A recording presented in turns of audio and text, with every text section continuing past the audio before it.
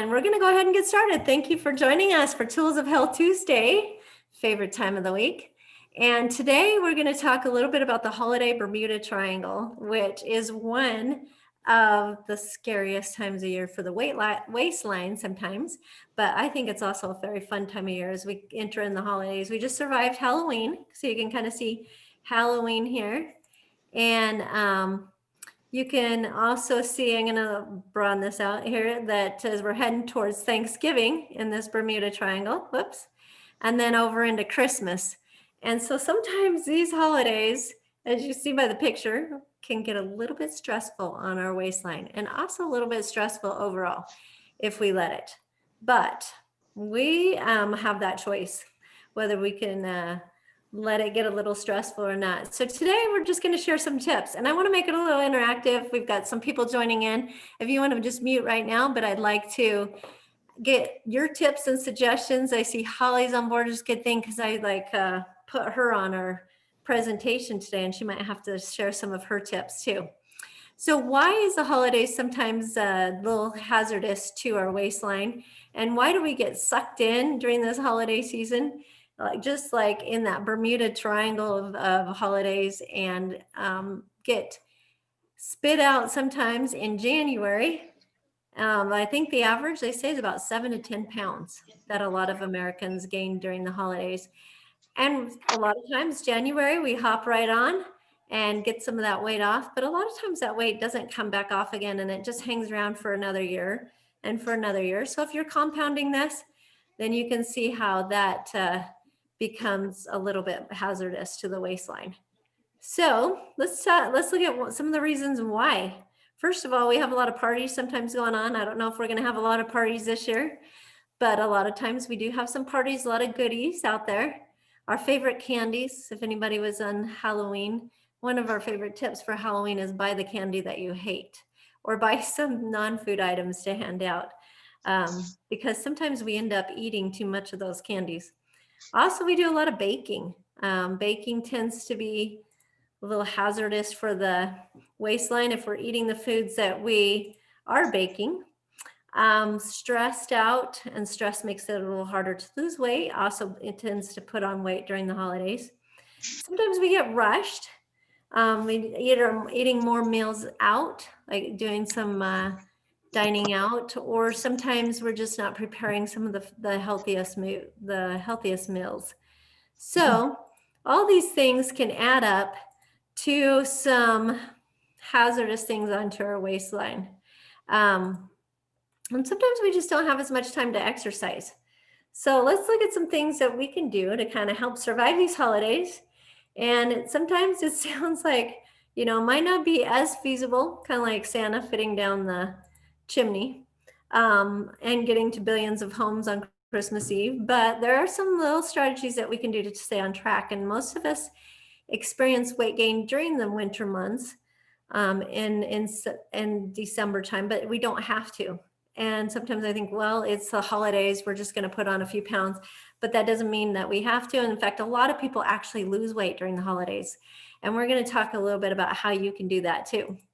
So as we're in this all together, like they say with COVID, we're all in this together.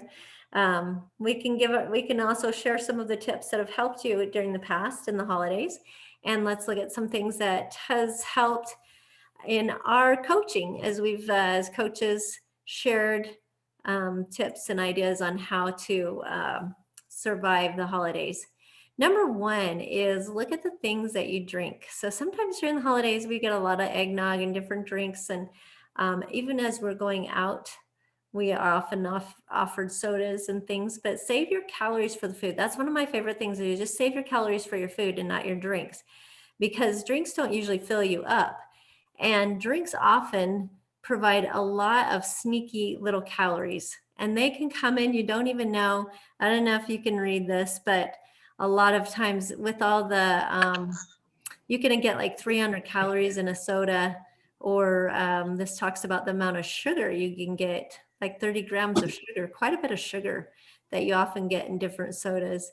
Also the energy drinks, 27 grams of sugar in there, and a lot of extra calories. So save those calories for your food. let's not drink our calories, save those. Also, another top one that we use a lot in coaching is lean and green meals. Lean and green is just a good base of healthy eating. It provides your vegetables and your lean proteins like chicken, turkey, fish.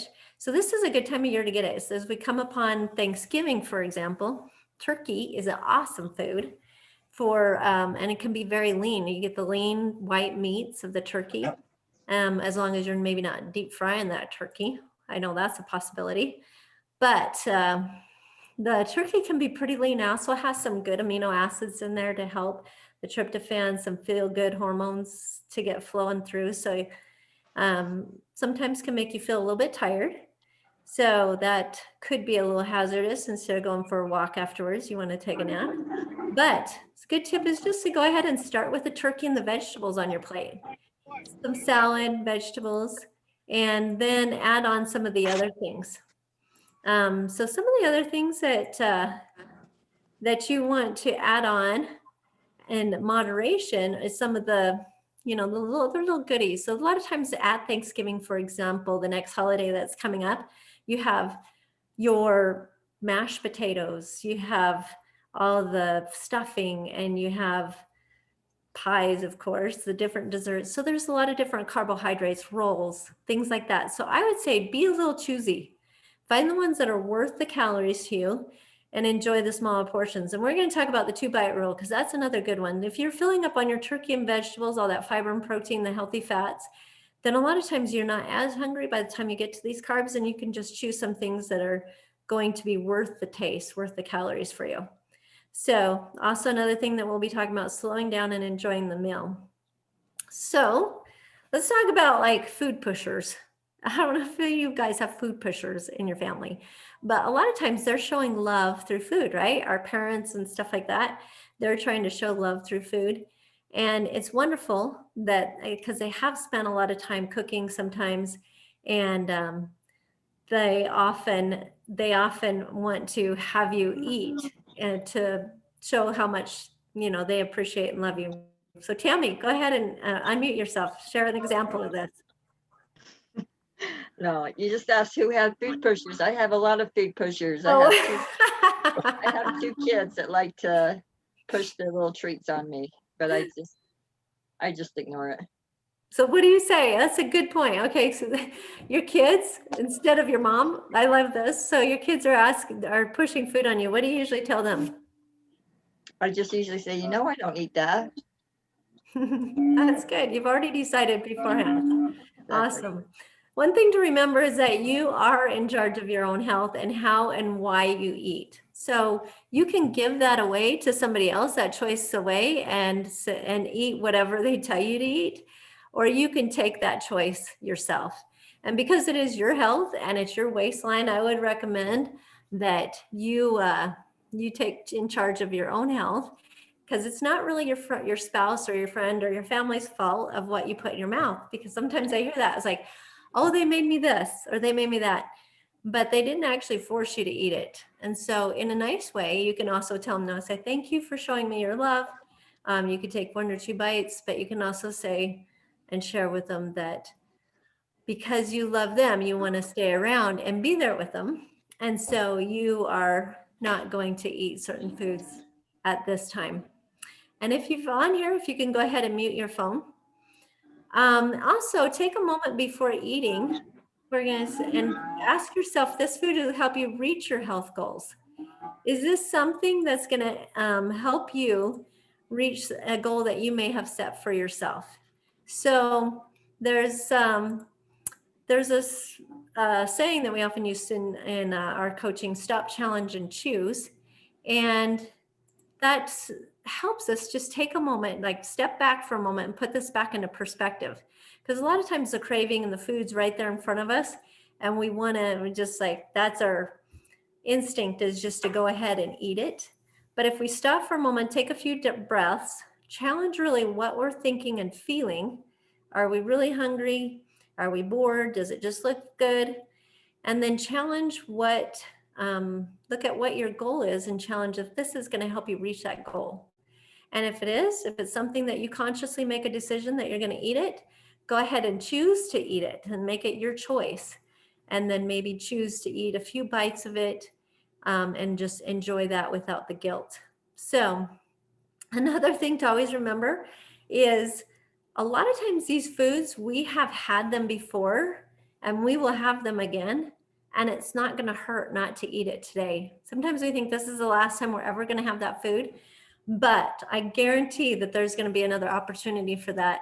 And we probably won't starve if we don't eat it. Another really good rule to remember is the 2-bite rule, and also to slow down, because in my family of 7 kids, it was always kind of a race to make sure you got food. And so we sometimes got in a habit of eating fast. And it took me a little bit to slow down and realize that I didn't have to fight for food. It was going to always be there. And also to realize that the most flavor in food is in your first 2 bites. And sometimes we really miss that, especially if we aren't mindful. So mindful eating is just being able to sit down, just focus on the food itself, not on activities that you're doing, or eating while you're watching a TV, or eating while you're doing another activity, or worrying about the next bite, or whether or not you should or should not be eating that food, or what's going on all around you. So if you just stop for a moment and just focus on the first 2 bites, and you can just focus on the flavor, the texture, the smell of it, the feel of it. And so in 2 bites, you can actually get more enjoyment than eating an entire piece of pie. So if you haven't tried that, give it a shot and tell me what you think. Also, just eat slower, because the quicker we eat, the less time that our body has to register that fullness. So slow it down, take a second to savor every single bite, and remember that it takes 20 minutes to feel full. And so you have to give yourself some time to get that signal from your belly to the brain. It takes a little bit of time there.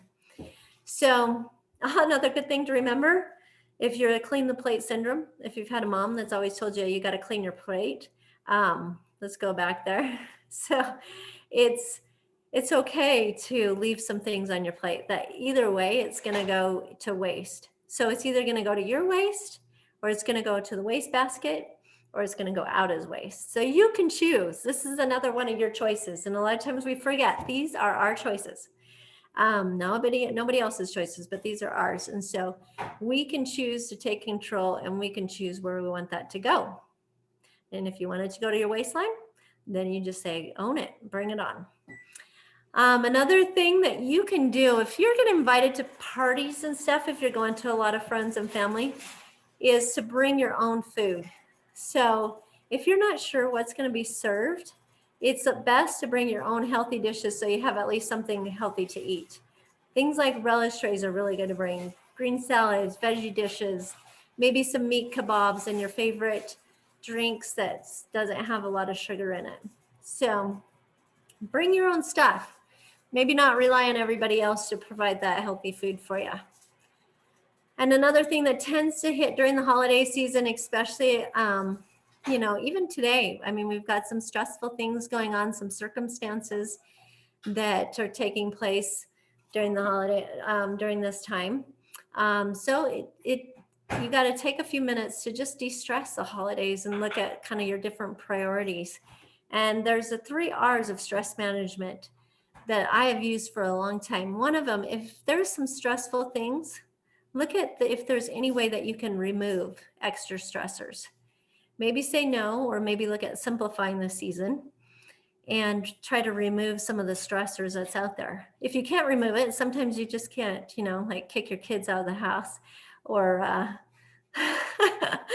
or like, if a spouse is stressing you out, you just can't remove them sometimes. So let's find ways to relieve stress. And sometimes just taking a few deep breaths, because sometimes at the stop sign, you can just stop, remind yourself to take a few deep breaths, and that just the breathing itself can calm the body. Exercise is an excellent way to relieve stress, get rid of some of those hormones that are just going crazy in the body. Also, you can get a massage. Just take a few minutes to take care of you, because it's important to take care of you so you can take care of everybody else. And then another good one is to reduce it. So if you can't remove and you can't relieve, try to reduce by changing your thoughts about the situation. And we had a really good one. I think it's going to be on our, let's see, it was about a month ago. We had Jen Anderson talk about our circumstance, thoughts, feelings, action, and results, which is actually in our Got Health YouTube channel. If you guys want to go back and listen to that one, it talks about how we can change our thoughts about a situation. So for example, if you've got a big party coming up and you're just running around crazy and you think, I've got to have the house cleaned, I've got to do this and this, instead you can look at it and say, change your thoughts. Do I really have to have the house cleaned? I can maybe pick it up and be fine. And are people really going to judge me negatively because of that? 9 times out of 10, it's not. So if you can change that to something that's going to work for you and focus on, I'm just going to focus on having a positive and stress-free party, then a lot of times that's what you can create. So get out of the stress mode and into the fun mode, right? And another good rule of thumb, you guys, out of the house, out of the mouth. So if you're going to have it in the house, 9 times out of 10, it's going to be a lot harder to eat. So keep those tasty treats out of the house during this holiday season. If you're getting gifted, I'd love to hear people's ideas on this, what they do with their food gifts, because sometimes those are a little harder to re-gift. But as long as you know that you're not giving it back to the same person. But if you do have packages or you do need to bake, then maybe package up the goodies and send them to your neighbors. And this was kind of done sarcastically. Someone else you want to clog up their arteries and expand their waistline, send them over to them. So you give it to your kids, they're burning it up pretty fast. Or just, like I said, just kind of keep the healthier foods in the house. And if you need a special treat, go out, get a special treat and just leave it at the restaurant. Another really, really good thing to do during the holidays, I know it's harder to do, is kind of ditch the sugar, because sugars tend to trigger a lot of inflammation, and go more with some of the natural sugars that you get from fruits and veggies and whole grains, and just do small tastes like that 2-bite rule. Go for that if you've got a sugar, but kind of cut back on some of the sugars and keep your eye on your goal and not your eye on those cookies. And then, of course, you want to get your sleep, because your sleep, they've done a lot of really good studies on this, you guys, that if you are lacking in your sleep, that you do have more struggles with hunger and appetite and weight gain. So you want to practice really good sleep hygiene, like, getting your rest, going to bed early, having a good routine. Exercising during the day really helps your body to be fatigued at night and drop you into a deeper phase of sleep. So of course, exercise, which kind of leads us to our next one, move it and lose it. You guys, it is hard to outrun your fork. So I do know 80%, if you're going for weight loss, 80% is nutrition, 20% is exercise, but getting your metabolism burning will really help you burn off some of those extras. So if you're going to have a big meal, Thanksgiving meal or something, that's when we usually like to have our turkey burn. Have our turkey burn or do a good workout in the morning, so that when you do hit Thanksgiving meal, your body is metabolizing, and you can rev up that metabolism. And one of my favorite one is to do, like we do our BFR training. And I think the last couple of weeks, we've talked a little bit more about the B3 bands, because that one, 5 minutes, you can get a really good burning mode and burn off up to 500 calories. So that can burn off a chunk. That can almost burn off a piece of pie, right? Depends on what you're eating. So, but do get some workout and partner up. And just if you're with family, go for a little family event. I know we're planning a family Christmas in Texas. And so one of the things that our family is planning is just a big, huge fun run that we're going to do over the holiday. And so plan some fun activities like that are a little bit more active, and get a partner. So I think Holly's on here. Holly, if you're on there, get off mute and share a little bit, like holiday weight loss is possible, right? Are you there, Holly? I'm here. Okay, sorry to put you on the spot like that, right? No problem. Are you able to hear me? Yes. So tell us a little bit about the holidays for you last year as you've kind of been on your health journey and you've just, congratulations. I mean, you've just hit over 200 pounds weight loss. Thank you. My biggest thing was deciding what I wanted to do before the holidays came around. So there wasn't a question what I was going to do. And I always made sure I had food that I could eat that was on my weight loss plan, and also have my kind of treats that I could have on my plan. And so I just always was prepared and just knew ahead what I wanted to do. And that is such a key one we didn't even talk about, was being prepared. In the house, in the, you know, if it's in the house, then it is in the mouth. So having those foods ready for yourself to eat, I think is a really good point and a really good tip. Thanks for sharing. And you lost 25 pounds between October 15th and January 1st. Yep. So we were looking at that, and we just did your weigh-in and measurements, and you've lost what, over 80 inches? Did you have your total? Because I was trying to remember. It was 84 inches. 84 inches. Nice. Yes. So way to keep your eye on the prize there, Holly. And thanks for hopping on and sharing your story with us. It's just amazing and being an inspiration, because you know what? If you can do it, we all can do it, right? Exactly. Thank you. Thank you. And I just want to wish you guys all a happy, healthy holidays, because as we take care of our health, then we are a lot less likely to get sick and get more stressed out during the holidays. And also go into the new year a little bit lighter, a little bit healthier. I mean, it is possible to do that instead of going into the new year a little heavier and hitting trying to backtrack and get some weight off. So if you're trying to lose some weight, feel free to just register or go to our website, gothealth.us. And our website's gothealth.us. You can register right there, and a health coach will get in touch with you and share some more tips and work with you on your holiday goals and how to get the weight off during the holidays. So I hope you have a very happy, healthy holiday, and join us next week on our Tools of Health as we talk a little bit about proteins next week. It's going to be fun. So join us next Tuesday at noon for our Habits of Health Tuesday, and have a wonderful day.